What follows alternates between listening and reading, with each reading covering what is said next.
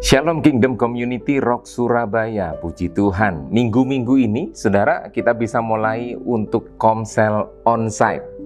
Ya, Bapak Ibu bisa membuka rumah untuk komsel bisa diadakan di rumah. Yang penting persyaratannya adalah tetap jaga prokes ya. Masker tetap dipakai, ada jarak juga, jangan terlalu penuh. Dan yang pasti lingkungan mengizinkan untuk ada pertemuan di rumah.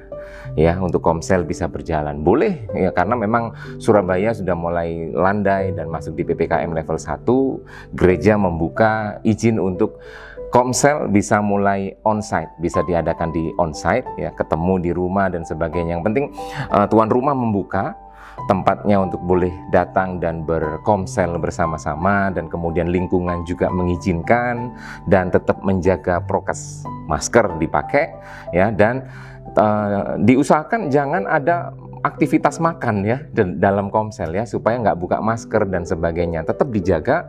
Dan 1 jam saja cukup untuk kita komsel sama-sama onsite ya, bisa saling doakan, saling menasehati, saling belajar firman Tuhan bersama-sama, dan saya percaya itu akan menguatkan kita semuanya. Minggu kemarin untuk menjadi pesan di minggu ini Kingdom Community Rock Surabaya adalah satu tema tentang kebanggaan 2 arah. Firman Tuhan yang disampaikan oleh Pastor Jeffrey Rahmat.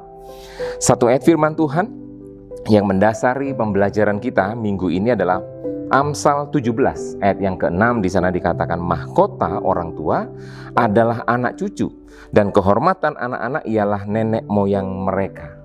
Yang lebih mendarat atau lebih gampang kita mengerti dan menjadi dasar untuk judul kita hari ini atau minggu ini adalah dari terjemahan bahasa Indonesia sehari-hari.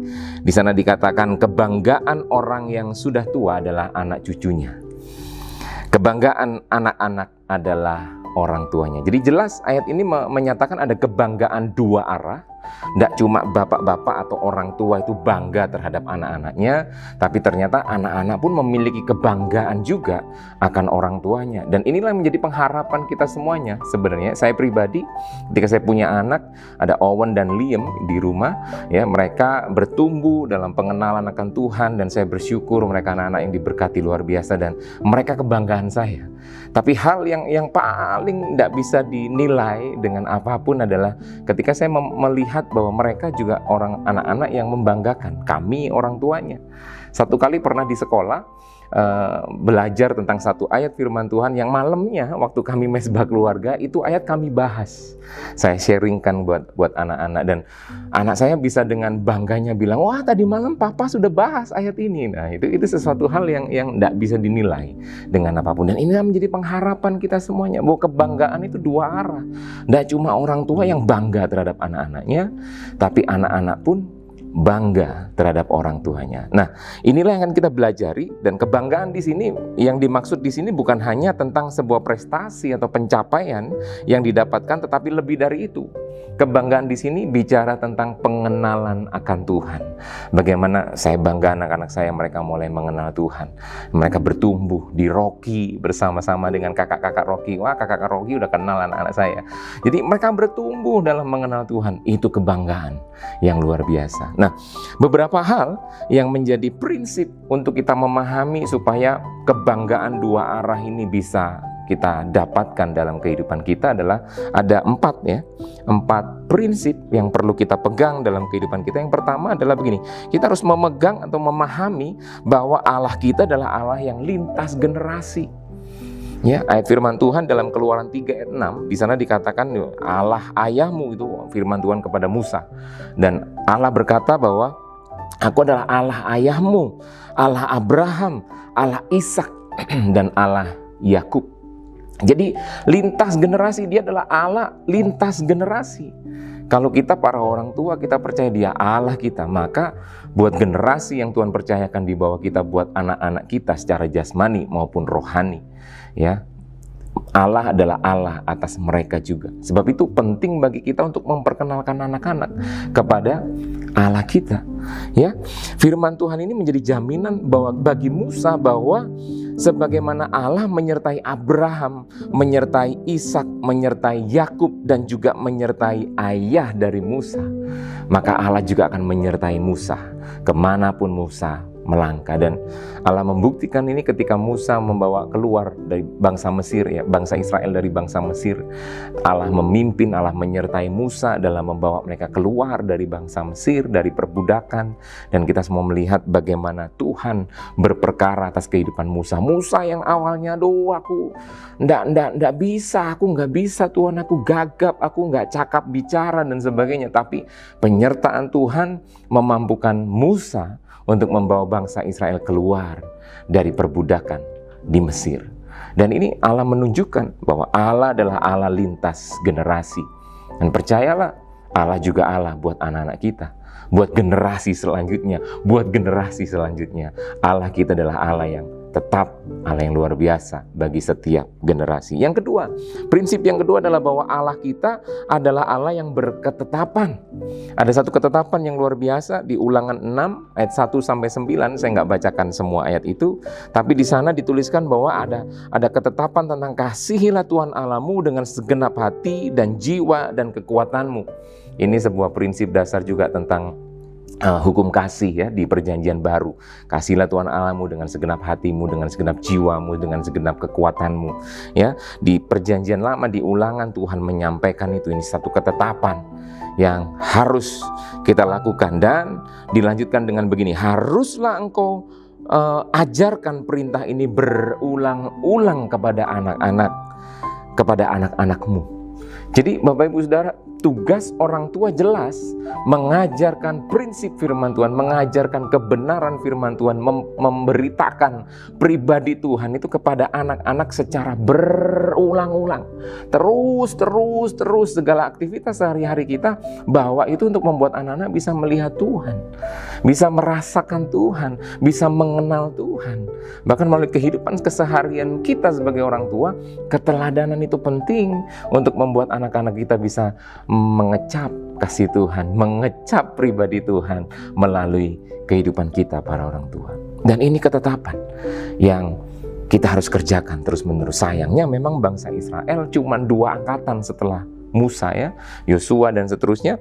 Ini dikatakan di Hakim-Hakim 2 ayat 8-12. Di sana dikatakan bahwa muncul angkatan yang lain, yaitu angkatan yang tidak mengenal Tuhan, sehingga akhirnya bangsa Israel meninggalkan Tuhan, mengikuti Allah yang lain dan menyakiti hati Tuhan. Kegagalan bangsa Israel dalam melakukan ketetapan yang Tuhan sudah berikan dalam kehidupan mereka membawa mereka akhirnya menyakiti Tuhan. Dan saya percaya kita nggak mau mengalami hal yang seperti itu.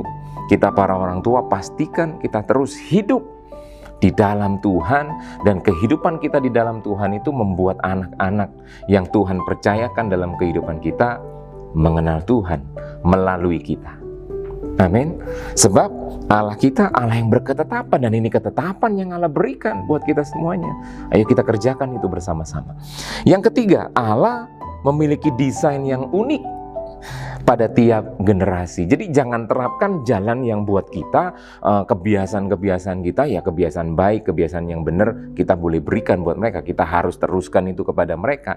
Tapi tiap generasi punya pergumulannya sendiri. Tiap generasi punya modelnya sendiri. Yang itu yang terpenting adalah kita orang tua membawa mereka ketemu Tuhan. Dan Allah harus menjadi Allah mereka, seperti poin yang pertama tadi. Allah harus menjadi Allah mereka, sehingga di tengah mereka sedang menghadapi pergumulan mereka, ya kan, kaum milenials beda dengan kita-kita yang sudah mulai jadi orang tua, yang sudah lahir sekian puluh tahun yang lalu. Gayanya beda. Anak milenials beda, punya kebiasaan yang punya karakter yang berbeda. Dan setiap angkatan memang Tuhan desain unik. Tuhan terlalu kreatif untuk bisa dibatasi dengan ya udahlah samalah gini aja lah terus, nggak bisa. Setiap generasi lahir dengan gayanya sendiri, dengan karakternya sendiri. Sebab itu yang terpenting bagi kita orang tua adalah pastikan mereka mengenal Tuhan. Setiap angkatan menghidupi kehidupan yang bertumbuh di dalam Tuhan. Ayat firman Tuhan di dalam Amsal 22 ayat 6 berkata begini, didiklah orang muda, didiklah generasi menurut jalan yang patut baginya. Jadi Kita harus mengenal potensi setiap anak-anak muda sekarang, setiap anak-anak yang Tuhan berikan dalam kehidupan kita. Kita kenali potensinya dan kita arahkan mereka, kita perkenalkan mereka kepada pribadi Tuhan, sehingga potensi-potensi yang mereka punya, mereka berikan itu, mereka maksimalkan itu untuk kemuliaan Tuhan. Itu yang paling penting. Iya kan? Jadi Allah memiliki desain yang unik. Sebab itu yang penting adalah bagaimana kita memperkenalkan Tuhan kepada setiap generasi. Bawa pribadi Tuhan. Ya kan? Buat anak-anak melihat Tuhan melalui kehidupan kita, para orang tua. Setiap generasi mempunyai jalan yang patut bagi mereka. Sebab itu bagi orang tua jangan kita memaksakan jalan kita kepada mereka. Caranya mungkin beda. Caranya memang harus beda. Karena setiap generasi punya gaya yang berbeda, punya kepribadian yang berbeda. Nah, kita harus mengenali mereka. Kita harus ada bersama-sama dengan mereka. Kita harus sentuh kehidupan mereka. Orang tua harus menjadi teman, menjadi sahabat, menjadi tempat di mana anak-anak bisa mulai mencari Tuhan lebih dan lebih lagi. Ini tanggung jawab yang besar buat kita semuanya, para orang tua. Yang selanjutnya, yang keempat, yang terakhir, orang tua harus menjadi pahlawan bagi generasi. Mazmur 127 ayat 4-5 berkata begini, generasi itu adalah seperti anak-anak panah di tangan pahlawan. Nah, setiap orang tua harus menjadi pahlawan. Yang apa? Yang memberikan, menginvestasikan segala yang ada dalam kehidupan orang tua untuk membawa anak-anak semakin hidup di dalam Tuhan. Ya, pahlawan di sini adalah orang yang bersedia memberi diri, berinvestasi untuk menolong generasi menemukan dan mengembangkan potensi di dalam diri mereka. Pahlawan juga yang memberikan kepercayaan saat belum ada orang yang memberikan kepercayaan kepada mereka. Kita orang tua, kita mau taruh kepercayaan itu buat mereka, kita mau berikan itu sehingga mereka merasakan itu, aku dipercaya. Pertama kali aku dipercaya oleh orang tuaku.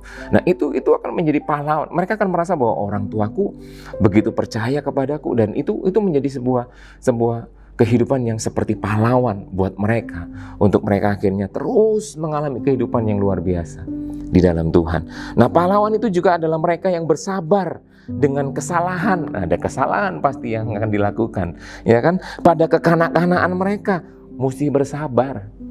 Ya, bersabar bukan berarti terus dibiarkan, enggak.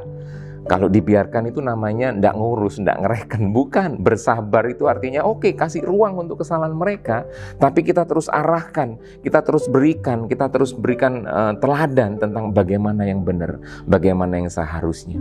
Itu orang sabar. Ya, didikan terus harus kita berikan dalam kehidupan mereka. Nah, pahlawan juga adalah mereka yang mendampingi untuk menemukan jati diri mereka. Anak-anak muda atau anak-anak generasi sedang mencari figur. Dan kalau mereka nggak menemukan figur itu di rumah, mereka akan mencari figur itu di luar rumah. Saya berdoa, Komsel Rock Surabaya, Kingdom Community Rock Surabaya, ini menjadi tempat di mana semua orang tua bergandengan tangan untuk saling mendoakan, saling menasihati, saling bertumbuh bersama di dalam firman Tuhan. Sehingga generasi yang Tuhan percayakan bisa melihat Tuhan melalui kehidupan kita semuanya. Bisa menemukan figur Kristus melalui kehidupan kita semuanya, para orang tua. Amin. Saya tutup dengan Amsal 13 ayat 22. Di sana dikatakan bahwa ada warisan yang harus kita berikan buat anak-anak. Dan warisan terbaik adalah keteladanan. Sehingga generasi tidak hanya menerima pengajaran, tetapi juga melihat kehidupan kita melakukan nilai-nilai kebenaran seperti yang Tuhan ajarkan dalam kehidupan kita. Amin. Jadi anak-anak gak cuma sekedar dicekoi pengajaran, dengerin pengajaran, tapi mereka melihat dengan mata mereka. Mereka merasakan dengan hati mereka. Mereka mendengar dengan telinga mereka bagaimana para orang tua melakukan kebenaran firman Tuhan dalam kehidupan mereka. Mari, saya percaya ini boleh menjadi kebanggaan dua arah yang terus akan berjalan. Dan melalui keluarga kita, melalui anak-anak yang Tuhan percayakan, lahir generasi yang semakin mencintai Tuhan. Mari kita berdoa. Tuhan, bersyukur buat firman Tuhan, buat apa yang jadi perenungan kami sepanjang minggu ini untuk Komsel Rock Surabaya. Dan kami berdoa, Tuhan, aku berdoa di dalam nama Yesus, setiap Kingdom Community, mereka boleh menangkap hatimu, mereka boleh menangkap isi hatimu Tuhan, mereka boleh menangkap kerinduanmu Tuhan, untuk setiap generasi boleh terus mengenal Tuhan, boleh terus hidup di dalam Tuhan, dan bertumbuh di dalam kebenaran-Mu.